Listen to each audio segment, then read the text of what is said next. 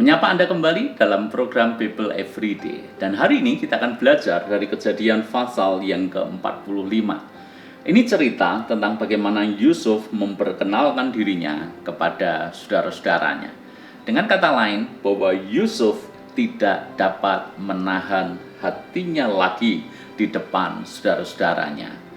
Ketika Yehuda mengambil sikap untuk mau berkorban demi Benyamin, maka Yusuf melihat hatinya sudah tidak tahan lagi untuk mengakui bahwa dialah Yusuf, adiknya yang dijual pada waktu itu.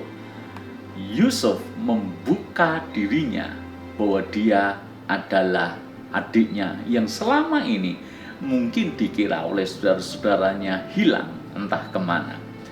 Apa yang kita pelajari dari Kejadian pasal yang ke-45 ini? Ada beberapa hal yang menarik. Hal yang saya ingin sampaikan kepada Anda adalah ayat yang pertama. Ketika itu, Yusuf tidak dapat menahan hatinya lagi di depan semua orang yang berdiri di dekatnya. Lalu berserulah ia, suruhlah keluar semua orang dari sini. Maka tidak ada seorang pun yang tinggal di situ bersama-sama Yusuf ketika ia memperkenalkan dirinya kepada saudara-saudaranya. Ketika Yusuf hendak membuka dirinya, mengenalkan dirinya kepada saudara-saudaranya, yang dilakukan Yusuf adalah menyuruh semua orang Mesir untuk keluar dari ruangan itu. Tidak ada satupun orang Mesir di ruangan itu kecuali Yusuf dan saudara-saudaranya saja. Kenapa Yusuf menyuruh semua orang keluar dari ruangan itu? Ada beberapa spekulasi. Spekulasi pertama, Yusuf mungkin tidak ingin kalau sampai dia tidak kuat menahan hatinya dan menangis, maka dia tidak ingin menangis di hadapan orang Mesir. Itu spekulasi pertama. Tapi spekulasi itu tentu saja tidak cukup beralasan.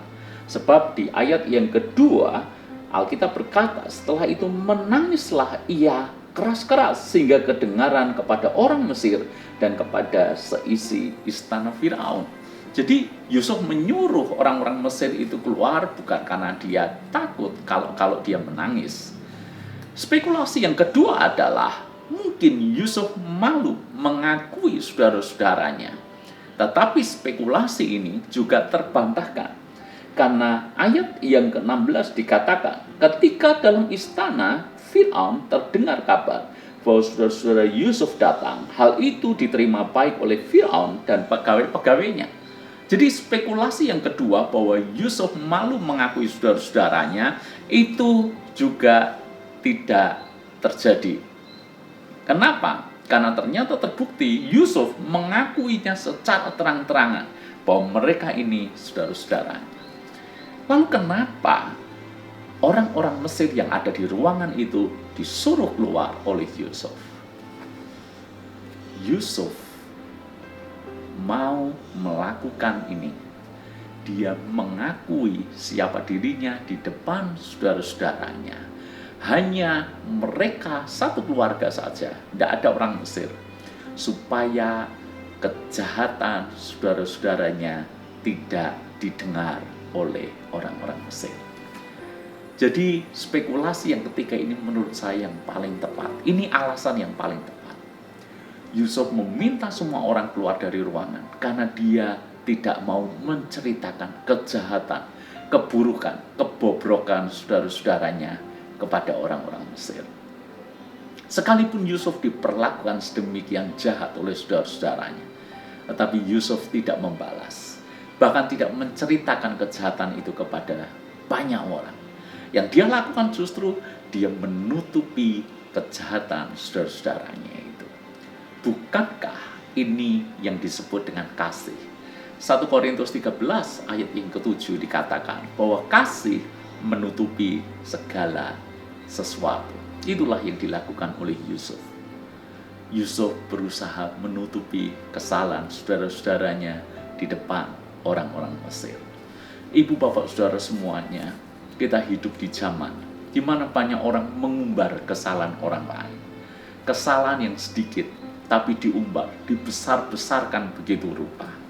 Kontras sekali dengan apa yang dilakukan Yusuf. dia mengalami perlakuan dari sebuah kesalahan besar, tapi dia tutupi kesalahan itu karena dia mengasihi saudara-saudaranya. Dia tidak mau mempermalukan saudara-saudaranya. Kalau kita punya kasih, kita tidak akan mempermalukan orang lain. Bahkan orang yang jelas-jelas melukai kita dan berbuat jahat kepada kita. Kalau kita punya kasih, kita tidak akan mengumbar kesalahan, kelemahan, kekurangan pasangan kita. Kalau kita punya kasih, kita tidak akan pernah mempermalukan anak-anak kita dengan menyalah-nyalahkan mereka, membongkar kekurangan kelemahan mereka di depan umum. Ingat, kasih menutupi segala sesuatu, termasuk menutupi kekurangan, kelemahan, dan kesalahan. Itulah kasih. Apakah Anda dan saya memilikinya? Tuhan berkati.